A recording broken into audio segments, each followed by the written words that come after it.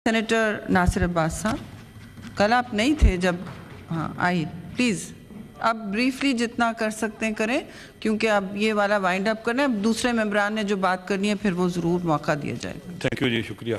बिस्मिल्लाह रहमान रहीम। Madam आपका शुक्रिया। मैं बिल्कुल नया हूँ यहाँ पर, इससे पहले कभी सेनेट में नहीं रहा, ना किसी पार्लियामेंट में रहा, और ये तकरीबन यहाँ जितने मौजूद हैं सब मेरे सीनियर्स हैं और सब मुझसे ज़्यादा तजर्बाकार हैं यहाँ पर, और मैं कोशिश करूँगा कि मैं सीखूँ भी और ये भी कोशिश करूँगा कि जो हल्फ उठाया उसके मुताबिक बात करूँ। कभी अगर मेरी तरफ ज़्यादती है तो उसको मैं ज़्यादती कहूँगा, और कभी नहीं कहूँगा जो मैं कह रहा हूँ वो हक़ और सच है, जो मेरे मुकाबले में सही कह रहा है उसको गलत कहूँगा इंशाअल्लाह। तो सीखूँगा इंशाअल्लाह। यहाँ बड़े सीनियर्स बैठे हुए हैं दोस्त, और कोशिश करूँगा कि पाकिस्तान के मज़लूम आवाम का एक नुमाइंदा बन कर रहूँ और उनके हुकूक़ की जंग लड़ूँ, और उनके लिए जहाँ तक सेनेट में काम हो सकता है इंशाअल्लाह सब के साथ मिलकर काम करूँ। कल जो वाक़या हुआ रऊफ़ हसन साहब का, ये काबिल मज़म्मत है, और मेरे ख़्याल में इस ईवान में कोई भी ऐसा नहीं है जिसने इसकी मज़म्मत ना की हो, और इसके बारे में तहक़ीक़ात होनी चाहिए और इसका बाकायदा मुआख़ज़ा होना चाहिए उनका जिन्होंने ये काम किया। दूसरा, फ़रहाद अहमद, सैयद फ़रहाद अहमद एक शायर है, एक सहाफ़ी, एक जर्नलिस्ट है, गरीब आदमी है, डोकस्सू में 5 मरले का घर उसका किराए का है, कोई मालदार आदमी नहीं है, कोई बैंक बैलेंस नहीं रखता, वो मिसिंग हो गया हुआ है। मेरे ख्याल में ये एक जुल्म हुआ है, और इस ऐवान को इस हवाले से आवाज़ उठानी चाहिए ताकि उसके जो उस गरीब आदमी के जो बीवी बच्चे हैं वो ये समझें कि इस वतन के अंदर, पाकिस्तान के अंदर हमारे हक़ में बोलने वाले मौजूद हैं और हमारे हकूक़ की जंग लड़ने वाले मौजूद हैं, और हमें इंसाफ दिलवाएंगे। लिहाजा ये काम भी काबिल मज़म्मत है, और मिसिंग करना मेरे ख्याल में एक महज़्ज़ब मुल्क के अंदर तो काबिल बर्दाश्त नहीं है। ना इसका कानून इजाज़त देता है, ना आइन देता है, ना दीन इजाज़त देता है, ना इंसानी वैल्यूज़ और अक़दार इजाज़त देती हैं कि आप उठाएं, लोगों को मिसिंग करें। मैं ऐसे दोस्तों को जानता हूं, लोगों को जो 8-8 7 साल से मिसिंग है। जब वो मिसिंग हुए थे तो उस वक़्त के DGC कहते थे उनके घर वालों को कि 1 हफ़्ते में आ जाएगा, 2 हफ़्ते में आ जाएगा।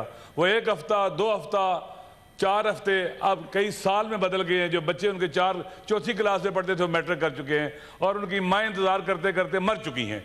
और ये एक मिसिंग पर्सन का मसला इंतहाई अलमिया जुल्म है। इस हाल के अंदर मैंने जो कल से सुना है, हर एक को तशनाए अदालत पाया है। आदल नहीं है, इंसाफ नहीं है, जुल्म हो रहा है, ज्यादती हो रही है, लाकानूनियत हो रही है, हक पामाल किया जा रहा है, और इसमें किसी का भी इख्तलाफ नहीं था। ये ज्यादती किसी के साथ भी नहीं होनी चाहिए, हमारे दुश्मन के साथ भी नहीं होनी चाहिए। किसी का भी हक पामाल नहीं होना चाहिए, हमारे दुश्मन का भी हक पामाल नहीं होना चाहिए। अगर हम इस नुक्ते पर आ जाएं कि आदल और इंसाफ रूल ऑफ लॉ के बगैर मुमकिन ही नहीं है, रूल ऑफ लॉ नहीं होगा तो आदल और इंसाफ कभी नहीं हो सकता। आए रूल ऑफ लॉ की तरफ चले, इस मुल्क को कानून की अमलदारी दें, आइन की सरबलंदी हुक्मरानी दें। अगर आइन पर अमल हो, कानून पर अमल हो, ये दुख दर्द जो हम यहाँ अपने लेके बैठे हुए हैं, इनका मौका नहीं आएगा हम अपने अवाम के तर्जुमान बनेंगे। एक दोस्त ने कहा, बुजुर्ग ने कहा कि 25 करोड़ अवाम के यहाँ पर हम नुमाइंदे मौजूद हैं। जिस हाल से हमारे अवाम गुजर रहे हैं, पाकिस्तान के अवाम, जिस महंगाई के, बिजली के बिल देख लें, आप सब मुआशरे में रहते हैं, मैं भी मुआशरे में रहता हूँ, बेरोज़गारी को देख लें, मुश्किलात को देख लें, तालीमी सहूलतें उनके लिए नहीं है, हेल्थ की सहूलतें नहीं है, महंगाई की चक्की में पिस रही है हमारा तबका जो है। मिडिल क्लास के लोग नीचे गिर रहे हैं, मिडिल क्लास से फ़क्र बढ़ रहा है, हर तरफ बढ़ रहा है। हज़रत अली अलैहिस्सलाम का कौल है, कादल फ़क्र यकून कुफ़रा, बाज़ औक़ात गुर्बत और फ़क्र इंसान को कुफ्र की तरफ ले जाता है। लोग इस तरह से समाजी और अखलाकी बुराइयां पैदा होती हैं। तो मेरे ख्याल में हमें चाहिए कि हम आदल सब के लिए मांगे, इंसाफ सब के लिए मांगे, सिर्फ अपने लिए नहीं। मैं देखें इस वक्त पाकिस्तान में हालिया दिनों में, पहले भी और अभी भी 10-12 हज़ार जो मैंने सुना है सियासी कैदी हैं, ख़वातीन कैदी हैं। डॉक्टर यास्मीन राशिद साहब से मैं आज तक नहीं मिला हूँ, लेकिन मैंने उन्हें देखा है, पढ़ा है, सुना है। एक मुअज़्ज़ज़ खातून है, पढ़ी लिखी खातून है, वो दहशतगर्दी के केसों में पकड़ी हुई है। आलिया हमजा साहिबा के वालदा मेरे घर आई, एक इंतहाई क्या उसे कहते हैं कि पढ़ी लिखी खातून, स्कूल टीचर, हेड मास्टर, वो अपनी बच्ची के लिए कह रही थी कि मेरी बच्ची के लिए आवाज़ उठाएं। وہ عالیہ حمزہ کا شوہر کینسر میں مبتلا ہے، کینسر کا مریض ہے، بچے چھوٹے چھوٹے ہیں، کبھی لاہور میں، کبھی میاں والی میں، کبھی سرگودا میں اس کو لے جایا جاتا ہے ایک ہی وقت کے کیسز میں. یہ نا انصافی ہے.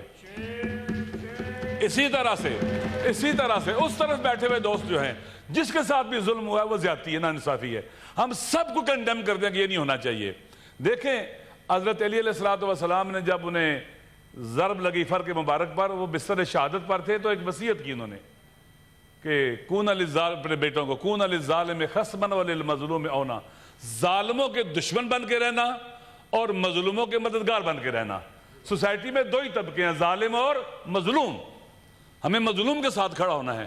ہم اگر کہتے ہیں کہ ہم 25 کروڑ عوام کے نمائندے ہیں تو 25 کروڑ عوام میں جو مظلوم ہیں وہ اکثریت ہے، ہمیں ان کا نمائندہ بننا پڑے گا. کیا وہ ہمیں کہتے ہیں کہ میں ان کا نمائندہ ہوں؟ میں کب ان کا نمائندہ بنوں گا؟ جب ان کا ترجمان بنوں گا. جب میں بولوں گا وہ سمجھے کہ ہم بول رہے ہیں، جب میں چلوں گا وہ سمجھے کہ ہم چل رہے ہیں. اس وقت پاکستان میں آپ دیکھ لیں مظلوموں کا حال، دنیا میں ایسے ہی ہے. غزہ میں دیکھ لیں، غزہ کے مظلوم آج دنیا کی مہذب اور سویلائزڈ کلچر جو اپنے آپ کو ڈیموکریسی، جمہوریتیں اور حکومتیں کہتے تھی، وہ بے نقاب ہو چکی ہیں.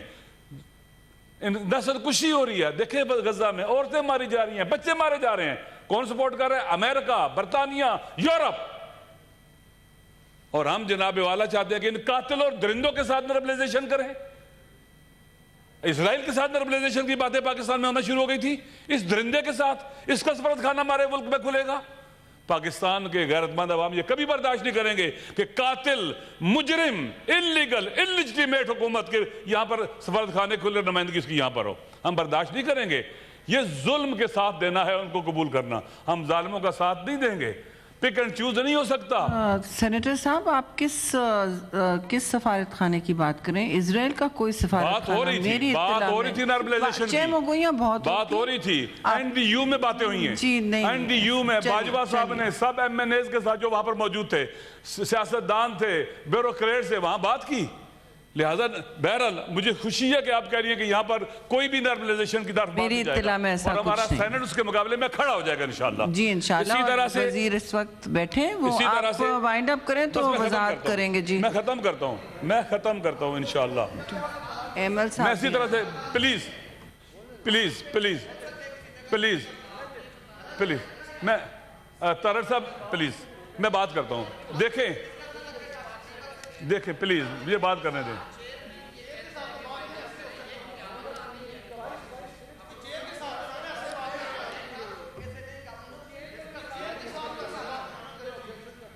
ابرو صاحب آپ اپنے پلیز آپ تجاوز کر رہے ہیں. اگر آپ کو رولز کا نہیں ادراک تو مجھے بھی آپ کا مائک آن کرنے کا کوئی پلان نہیں ہوگا، منصوبہ نہیں ہوگا. بالکل چیئر رولنگ دے سکتے ہیں. آپ بیٹھ جائیے، تشریف رکھیں مولانا صاحب. سینیٹر صاحب آپ جاری رکھیں، نہیں تو آپ دونوں کا مائک بند. تھینک یو جی. آپ کو رولز کا نہیں پتا تو آپ تشریف لے جائیے. میری گزارش ہے کہ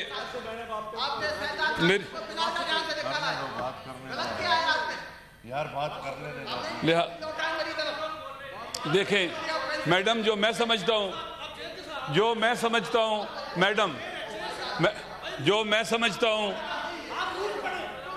آپ لوگ تمیز کے دائرے میں رہیں پلیز. کسی کی حد تک کرنے کی ضرورت نہیں ہے. میرے خیال میں کوئی حد تک کرنے کی کسی کی ضرورت نہیں ہے. آپ لوگ تمیز کے دائرے میں رہیں، تشریف رکھیں. آج میں ریکویسٹ کرتا ہوں جی پلیز علامہ صاحب آپ چیئر پر مخاطب، آپ ادھر مخاطب ہوں اور آپ اپنی تقریر جاری رکھیے. مہذب طریقے سے آپ بول رہے ہیں. آپ بیٹھ جائیں. آپ پلیز میڈم آپ کنکلوڈ کریں، آرام سے کنکلوڈ کریں پلیز، اپنی بات کیجئے.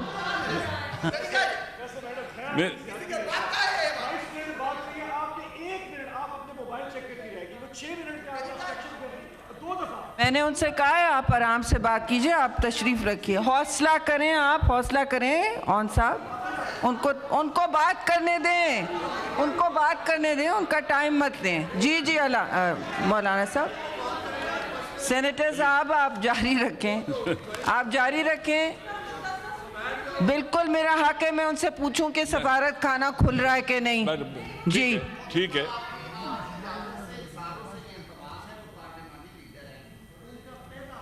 پہلا خطاب ہے، ان کو کرنے دیں. میں نے بالکل نہیں روکا ہے ان کو. آپ پلیز جاری رکھیں، ان کا خطاب مت خراب کریں. ان کا خطاب مت خراب کریں. میں نے ان کے حق میں بولا تھا کہ ان کو وضاحت کی ضرورت ہے. آپ پلیز علامہ صاحب please carry on, please carry on. Please میری بات اپنے اسپیکرز کو تنگ کر رہے ہیں جی. آپ چلیے، اب مہربانی کریں میری بات. آپ اپنے اطمینان سے بولیے جی. دیکھیں، عدل جو ہے، عدل کا نفاذ یعنی قانون کی حکمرانی اس وقت ہوگا جب عدل جو ہے ہم اس سے عشق کریں گے. مولا علی علیہ السلام کے پاس ایک رات وہ کہتے ہیں کہ شخص آیا، تو میں نے کہا یہ کیا لے کے آؤ میرے لیے تم؟ ہدیہ ہے، عطیہ ہے، کیا ہے یہ؟ زکوٰۃ ہے، صدقہ ہے جو ہم پر حرام ہے؟ اس نے کہا یہ آپ کے لیے ہدیہ ہے. تو میں نے کہا تجھ پر رونے والیاں روئیں.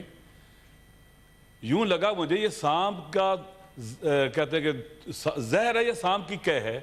تو میں نے اسے کہا واللہ لأوتیت الاقالیم سبعۃ بما تحت افلاکہا، اگر مجھے ساری کائنات دے دی جائے ان اسلب جلب شعیرۃ من فم نملۃ، کہ علی تو نے چھوٹا سا ظلم کرنا ہے کہ چیونٹی کے منہ سے جو کا چھلکا چھیننا ہے، واللہ ما فعلت، میں کبھی نہیں، چیونٹی پر بھی ظلم نہیں کروں گا. وہ چیونٹی جو پاؤں تلے آ کے رون دی جاتی ہے، کوئی اس کا احساس نہیں کرتا. عدل اس وقت آئے گا اس ملک کے اندر، رول آف لا اس وقت آئے گا جب عدل مقدس ہوگا، رول آف لا بھی مقدس ہوگا. میرے استاد علامہ محمد تقی جعفری قدس سرہ فرماتے تھے کہ جب کوئی ڈرائیور ڈرائیو کرتے ہوئے ٹریفک کی ریڈ لائٹ کراس کرے تو چیک کرو اندھا ہے یا پاگل ہے. اس نے قانون کو اتنا گھٹیا اور پست کیوں سمجھا ہے کہ پاؤں تلے روندا ہے اس نے؟ آپ دیکھیں کہ کیا ہم سارے کے سارے رول آف لا پر عمل کرتے ہیں، ایمان رکھتے ہیں، باور رکھتے ہیں. ایمان رکھنا اور ہے اور اس پر عمل کرنا اور ہے. ہم ایمان رکھتے ہیں کہ اللہ ہے کہ اس نے پر نماز فرض کی، ہم نماز نہیں پڑھتے. ہم ایمان رکھتے ہیں کہ اللہ نے جھوٹ کو غلط کہا ہے لیکن اس کے باوجود ہم جھوٹ بول جاتے ہیں. کیا جہاں ہمارا ایمان ہے، رول آف لا کے اوپر باور ہے، یقین ہے، خدا بھی کہتا ہے، دین کہتا ہے، قانون کہتا ہے، آئین کہتا ہے کہ لا آف لینڈ، جو پارلیمنٹ ہماری جو قانون پاس کرتی ہے عوام حق میں، اس پر عمل کرنا ایسے ہی فرض ہے جیسے نماز پڑھنا فرض ہے. میں کبھی بھی اگر ڈرائیور ٹریفک کی ریڈ لائن کراس کروں گا، ریڈ لائٹ کراس کروں گا، میں راجہ ناصر، میں فاسق و فاجر ہوں، گناہگار ہوں، میں نماز نہیں پڑھا سکتا. قانونی مجرم تو ہوں ہی، خدا کا بھی مجرم ہوں. تو رول آف لا کہاں ہے ہمارے ملک کے اندر؟ آپ سارا دن دیکھتی ہیں.